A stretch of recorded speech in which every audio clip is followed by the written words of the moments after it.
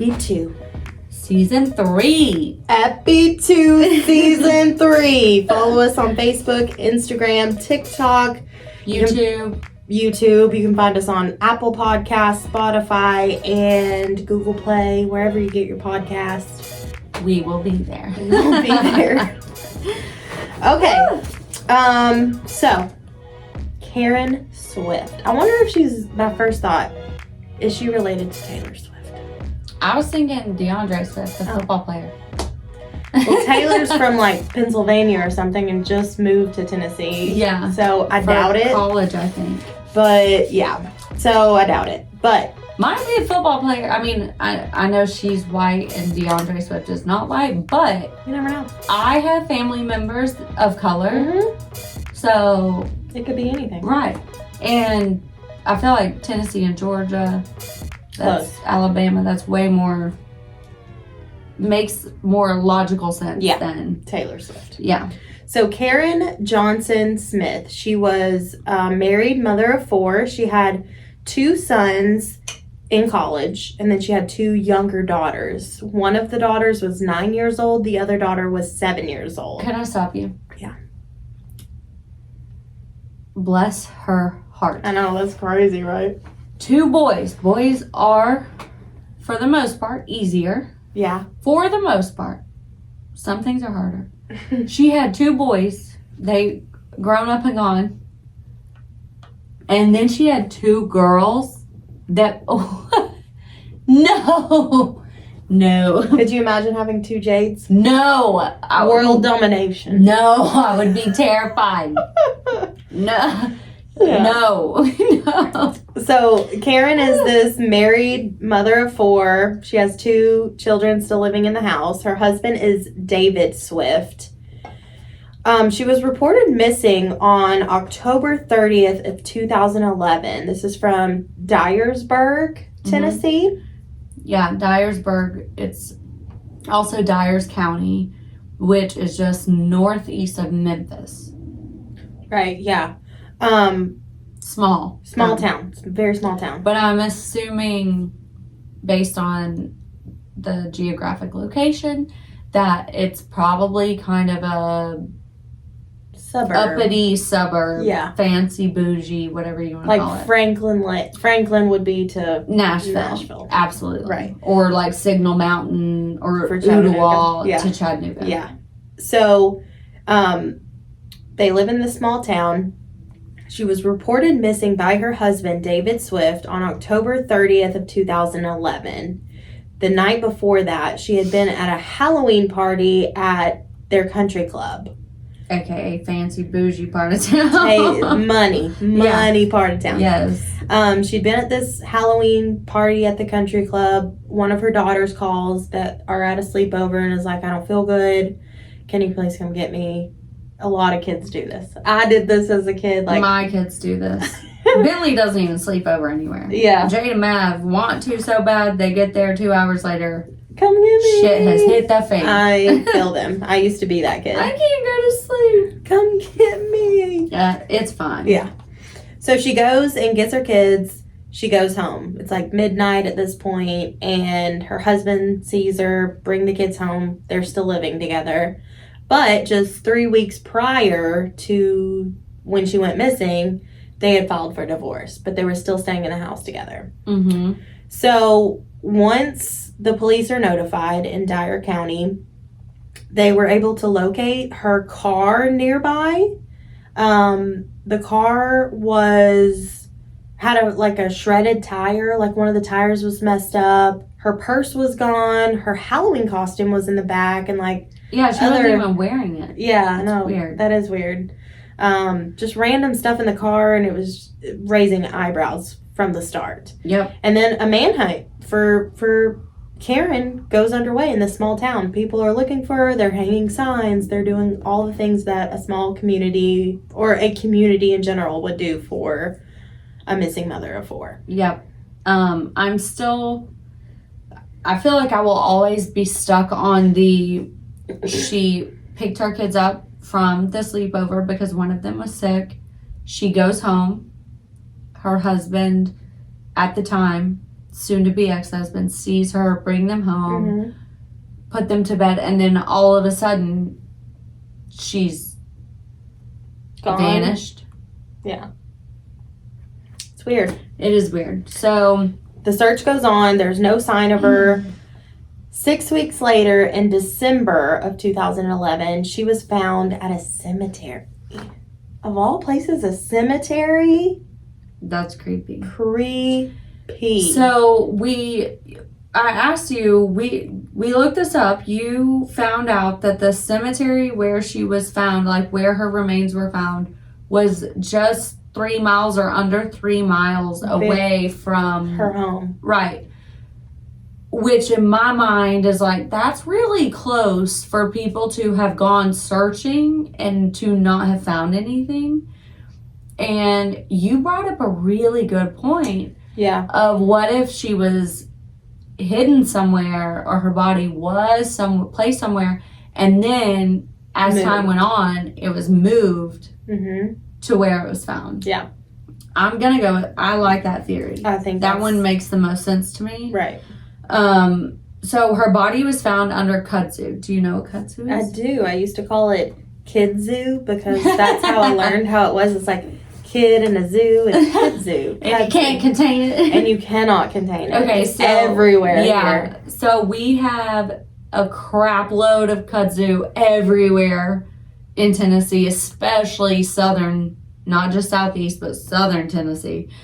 North Georgia, North Alabama. It's just freaking everywhere. But it's so beautiful. We have it all over. We don't have kudzu all over our, like, it's on our house, our pool, but we have, what's it called? Virginia creeper. Mm-hmm. We have that. It's not as, it doesn't destroy things the Oh. way kudzu does. I grew up on Missionary Ridge and it's still covered. a pain in the ass. Yeah. But it's so pretty. It's so pretty. It just like makes whatever object it's growing around Just look gorgeous. so much character. Yeah. Oh, it's great. Yeah. It's beautiful. Still a pain in the butt. Yeah, it is. It can ruin. It's a beautiful pain in the butt. Yes. It's kind of like fake eyelashes Yeah. or like putting on makeup. It's Or beautiful, us but when we're pain. like decked out. We're a Yeah. beautiful pain in the butt. Yes, we are. So, anyways, it was found under that. And if you don't know what kudzu is, you need to Google it right now so you can see how thick Mm-hmm. and kind of gnarly this stuff is. It's basically an ivy with big green leaves. Something. A lot of people think it's poison ivy. It's not poison ivy. I feel like it's an ivy on steroids Yeah. because the leaves are big too, and it just grows and grows and grows. Under all circumstances, it grows. Yes, winter, summer, rain, it does not matter. Yep. It doesn't matter. It also kills every other plant. Around. That's facts. Yeah. It will purposely move above things to make it under shade so it will die. Yeah. It's very invasive. Very. Yeah. But it's beautiful. It's so. So that's what her body was found under at a cemetery. This is where we go back to the fact of how did she pick her kids up, drop them off, was seen, and then goes missing. Mm-hmm. The autopsy clearly states that she died from blunt force trauma to the head. Her body was discovered nude with the exception of a pair of panties pulled down to her thighs. Her remains were partially skeletal and decomposition was advanced. Oh, this part gets rough. Mm. Warning. Trigger warning. Yeah, this is not fun. It's not. It's gross. Her body had significant decomposition, and after approximately 40 days, animal activity had taken place. Portions of her face, her back, her neck, and her legs were missing from animal activity. Mm-hmm. The autopsy notes that her genital area and her organs were missing. He had to have kept her there for the initial, hid her for the initial search and then quickly moved her because he didn't want for all the animal activity to have taken place. Like, So, do you agree? I know some people here, and I'm not saying it's impossible, but some might think that whoever killed her basically carved out her genital area and or her organs. To me, that's not what took place. right. To me, what took place is animal activity. They are going to go for the genital area and the organs because that's in nature. That's what holds the most protein, the most vitamins, minerals, all the things, the freshest blood. Yeah, and it's easy that they're smelling. Easy for them to get access to. You know, exactly. Especially when the body is decomposing like that. What does make me eerie is that her genital area was gone. So in my mind, and I'm no expert, but I feel like with what I'm inferring here. So what I think I know and like what I've read before and then like common sense is telling me the animal activity, in order for her genital area to be gone, she either and or had to be having a cycle, or she was sexually assaulted so bad that blood from female organs and things like that, and also just the body in general, was obviously penetrating through those areas, like an open wound plus female organs. Right. For that to be so, for animals to be so interested in that. Yeah.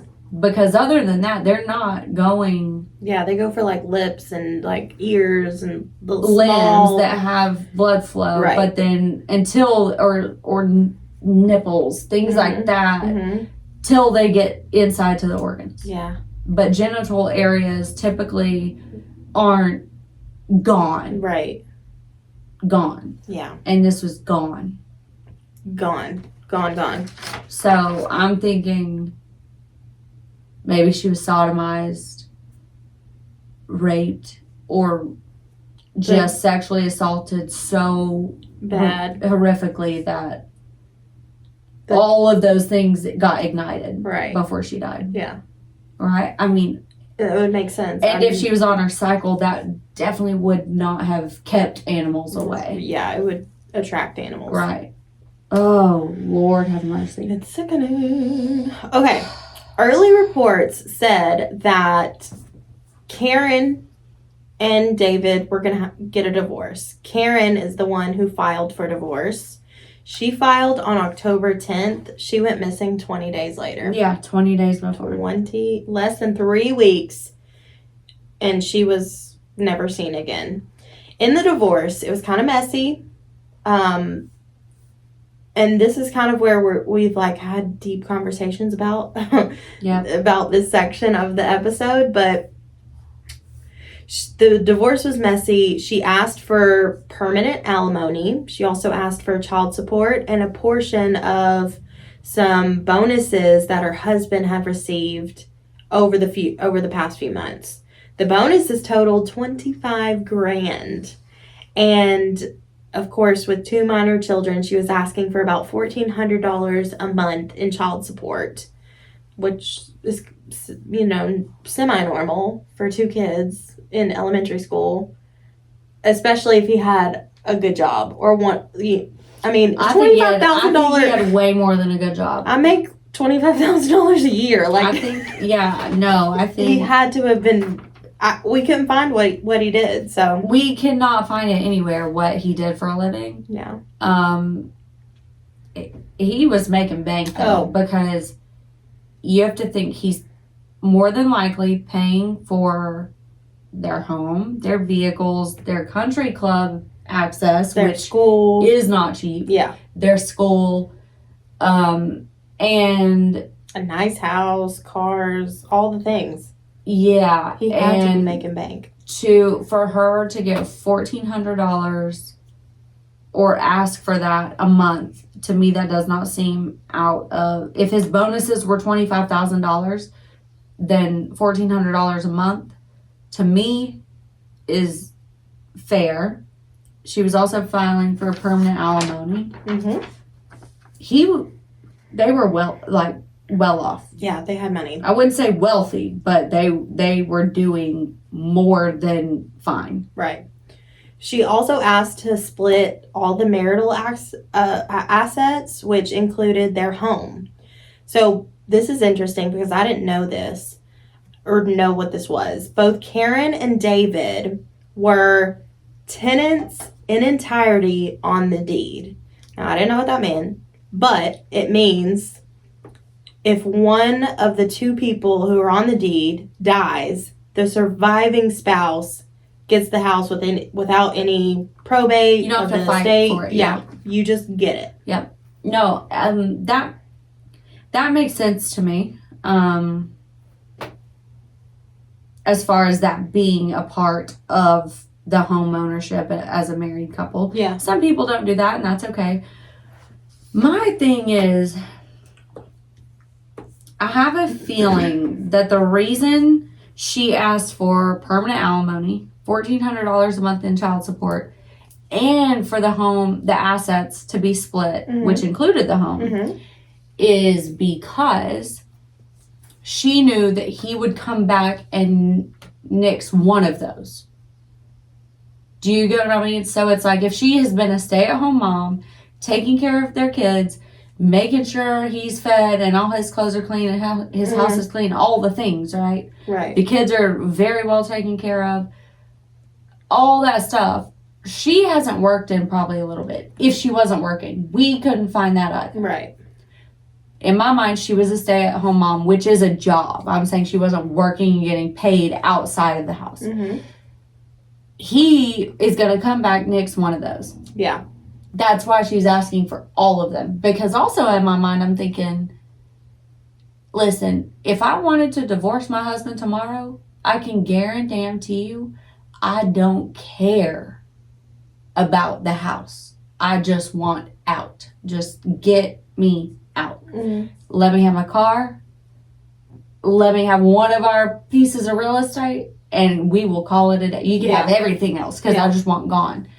That might not be how she felt, but at the same time, I'm thinking, what if when they decided to file for divorce, what if they both agreed, I don't want the house, I don't want to live there if it's not our family living there. And they both felt that way. And that's why she asked for half of the house. Because that's kind of what they had discussed. Right. Like, I don't want to live there, bad memories. I don't want to live there because you live there. Or because this is where our family was and we just need a whole new fresh start, all of us, and so do our kids. So she's saying, okay, well, when I file, I'll just ask for half of the assets. Which is reasonable. Until it wasn't. Until it wasn't. Okay. Until that's a tangent. It wasn't. Only because we're at that time, and I'm at that time in life now where a lot of people that I was like at their weddings and in their weddings are getting a divorce. And it's like, oh, this shit's a mess. Yeah. This stuff ain't even worth fighting over. Okay. Yeah. Go ahead. That was it. I know. It's just so much. It's, like, this is money. Yeah. It's things. Yeah, you don't need those. God forbid you lose your country club. I know.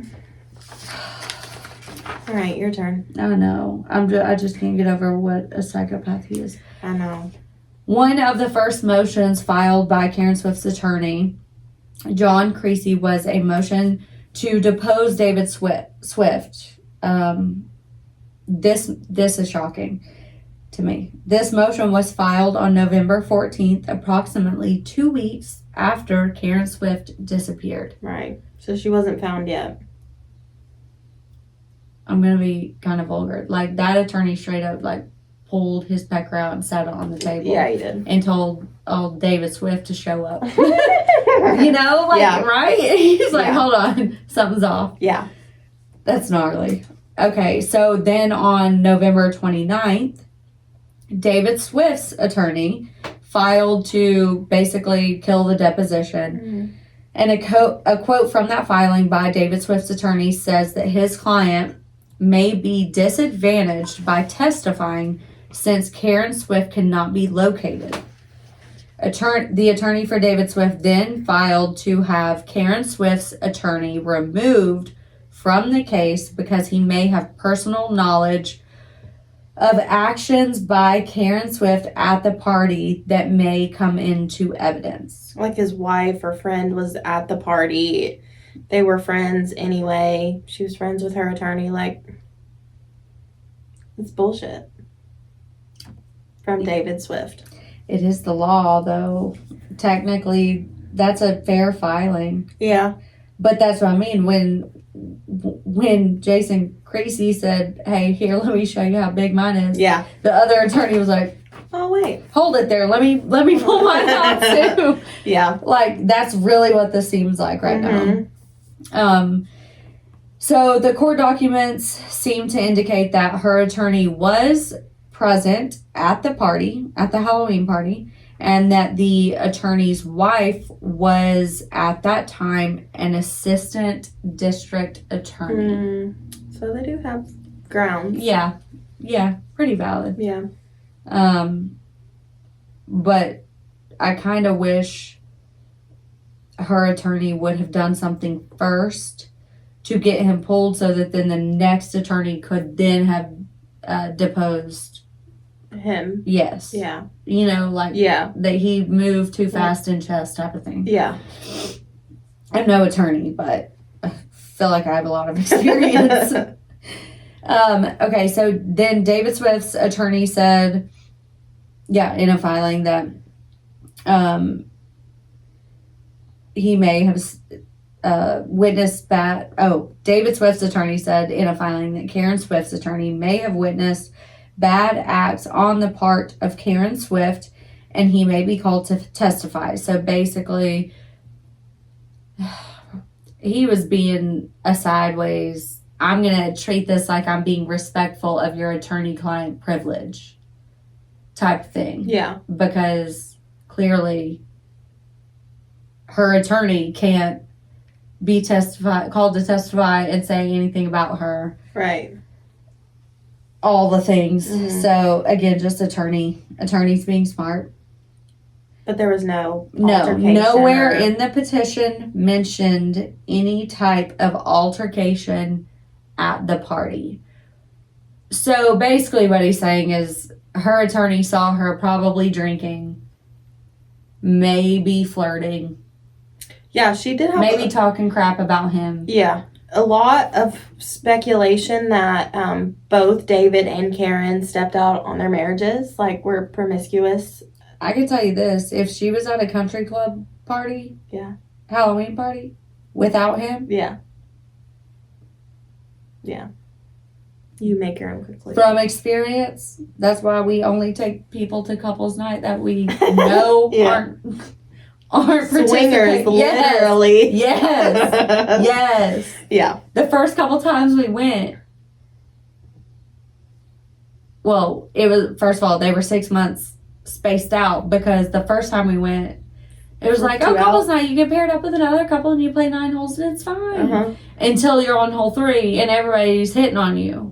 Both of you. Ew. I'm like, Taylor, we have to get out of here. here. We have to go. Yeah. We have to go. Tried it again 6 months later. Same thing happened. Didn't go again for a year. From then on, we invited couples that we were friends with outside of that. Yeah. And we no longer golf with any couples. That's funny. Because it's sketchy. Yeah. It's kind of weird, honestly. I bet it would be. Ugh, this is gross. Okay. Yep. So 11 years later, so this happened in 2011, in August of 2022, more than a decade after the homicide, Karen Swift's husband, David, had moved to Alabama to get away from everything. He had been remarried, and he was arrested for felony stalking of his wife at the time in Jefferson County.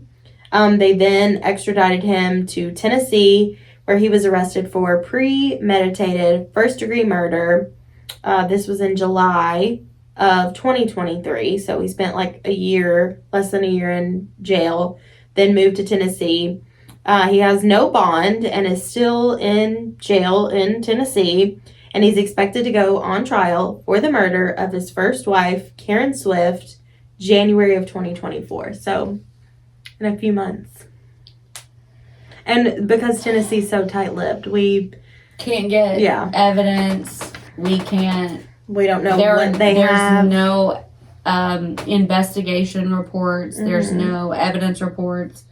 We cannot get our hand on anything because this is ongoing. But I am excited for us to be able to follow this because I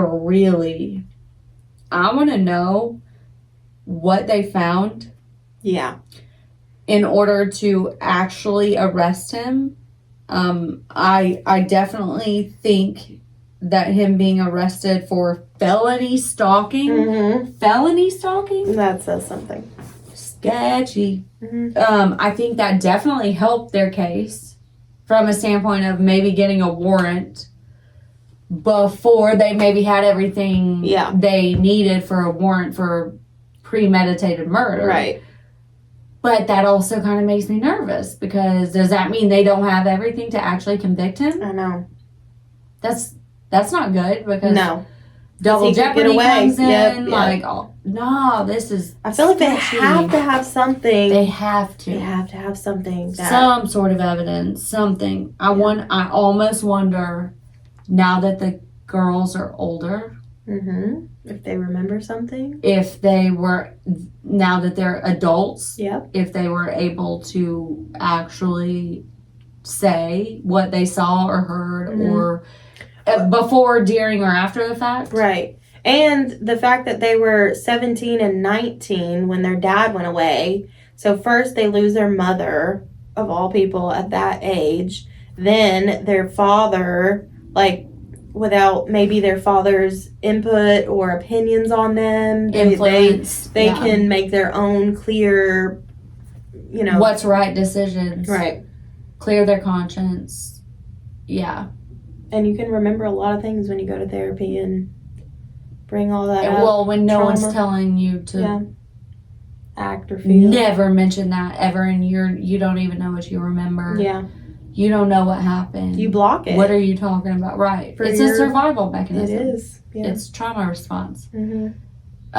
I am very eager to find out what evidence they have. Yeah.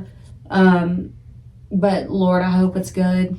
I know. And I also will be very interested to know if his second wife, who he got arrested for felony stalking, now they are divorced this year, if she knows something. Yeah. Mm-hmm. Or heard something or has seen something, whether it be overhearing or something on a computer or journal, just anything at all. Anything, maybe if he was intoxicated and he said too much or whatever. Golly, but we'll be following it. So yes, definitely. And again, I want to come back to the fact that it looks like all of this happened over money. Over things. And gross. Superficial things. Yeah. Y'all. WTF. It's never worth it. And children involved. I know. Little girls, too. I can imagine. Okay, let's go to therapy after this. Everyone. But we're obsessed with it, and we want justice for Karen and her daughters, and her family, and friends, and hey, if mom. he's innocent, him too. Yeah, exactly. That's why I want to know what the evidence is, because we can't find anything. I know. We'll find But it out as soon in as we January. do find things out, we will let y'all know. Yes.